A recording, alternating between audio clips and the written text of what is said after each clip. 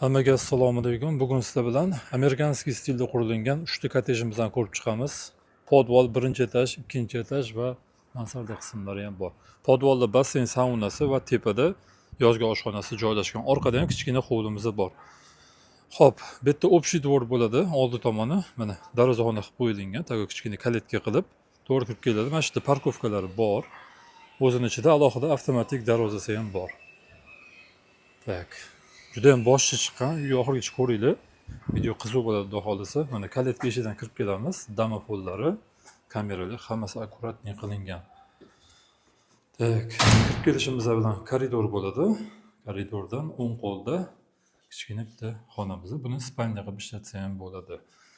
Tak, chap qo'limizda garajimiz mana, kritiy garaj. Mana darvozaxona, bitta katta mashina bemalol sig'adi. Domofon zinalarimizni tepaga pastga chiqadigan chiroyli bunday kartinkalar ham qo'yib ketadigan. Xo'p, to'rdagi xonadan boshlaymiz. To'rdagi xonamizda zal bo'lyapti. Zal razmerlari normalniy, bemalol mягкий qilib, stol stul qilib ham o'tirsa bo'ladi. Orqada kichkina hovlimiz ham bor. Lekinchi uy zo'r chiqdi proyektda, o'zimga rosa yoqdi. Mana hovlisi, podolga tushib chiqadigan zinamiz bu yoqdan qilingan. Endi keyingi xonaga o'tamiz. Hammasi akkuratniy qilingan, xudo xolisa. O'ng qo'limizda oshxona. Oshxona jihozlari hammasi tayyor holatda. Texnika hammasi nemetskiy bo'sh. Tak, idish to'yadigan mashinalar ham qo'yilgan. Xolodilnik, stolichnilarimiz hammasi. To есть bu yoqda original toshlar ishlatilgan. Adashmasam kvarts toshga o'xshayapti. Tak, idish to'yadigan mashinalar adashmasam bor mana. Bu Hoffman ekan, uzr. Qolgan hamma narsasi bo'sh qo'yilgan ekan. Xolodilnik ham bo'sh. Tak, endi birinchi qavat uchun umumiy yuvinish xonasi. Biz bu yerda gostivoy demoqchi edim, uzr. Bu yerda faqat hojatxona bo'ladi. O'shani bu yoqni o'tiriladigan joy qilib qo'yilar ekan, chunki birinchi qavatda yuvinish xonasi yo'q ekan. Endi ikkinchi qavatga ko'tarilamiz. Bu yoqda jami 7 ta xona bor. Tak, mana chiqqanimizda o'ng qo'ldan boshlaymiz. Ikkinchi qavatda ham domofonlari bor. O'ng qo'lda birinchi. Hammasini detskiy deb aytolmaymiz bemalol.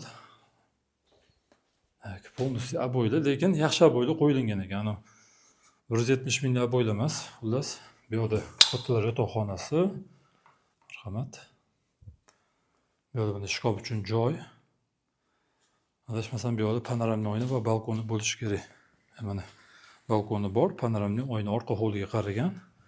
O'zining ichida sanuzol ham bor. Bu yoqda vandalik qilingan. Unitazli installyatsiyali. Keyin ikkinchi qavat uchun umumiy yuvinish xonasi. Chiroyli tokchali polkali qilingan ekan. Bu yoqda ketma-ket 3 ta xona joylashgan, tez ko'rsatib o'taman. Marhamat. Bu yoq tomonda ham fortichkasi borligi pardada qilingan. Включателлari ham takom bunaqa ekanda. Необычный ekan, chiroyli. Bu yoqda yana bitta spalnya. Buni garderob qilib qo'ysam hamcha yaxshi deb o'ylayman. Bu yoqda yana bitta spalnyamiz. Xullas 7 ta xona bo'lyapti. Tak, endi sizlar bilan tepa qavatga ko'tarilamiz. Mansarda qismi bo'lyapti, ya'ni mansarda qismi ham mana bunaqa eshiklar qilingan, так необычный qilib. Chap qo'lga o'ta qolaylik. Mana bitta xona, bu yoqda dam oladigan xona qilingan.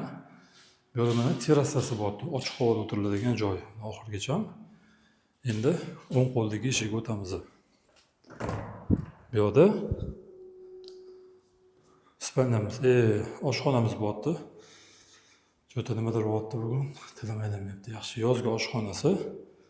Dam oladigan zona xullas tepada qilingan. Bu yoqda mana kirib chiqadigan eshigimiz. Ochiq havoda o'tiriladi. Endi podol qismiga tushamiz. Tak, podolga tushishimiz. Mana avtomatika svetlar yonadi. Chap qo'lda bitta xona bor. Kovrovni tashlab qo'yilgan bu yoqda. Fortichkalari hammasi bor. Ataplini hammasi xudo xolisa yaxshi qilingan. Bu yoqda yana bitta xonamiz. Bu texnicheskiy xona bo'lyapti mana. Katta shit, mana bitta 3 ta rossiyskiy skat stabilizatorlari qo'yilgan. Ma'lumot uchun har bittasi $600 dan turadi. Shuni o'zi $1800. Kamerani simlari, sistemalari hammasi qo'yib ketadigan shu. Bu yoqda bo'lsa, yana bitta dam olish zonasi, spa zona ya'ni. Katta basseyn. Razmerini o'lchamanmi? O'lchab beraman. 1, 2, 3, 4.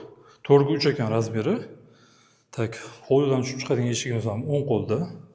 Orqa hovlidan tushib chiqadigan.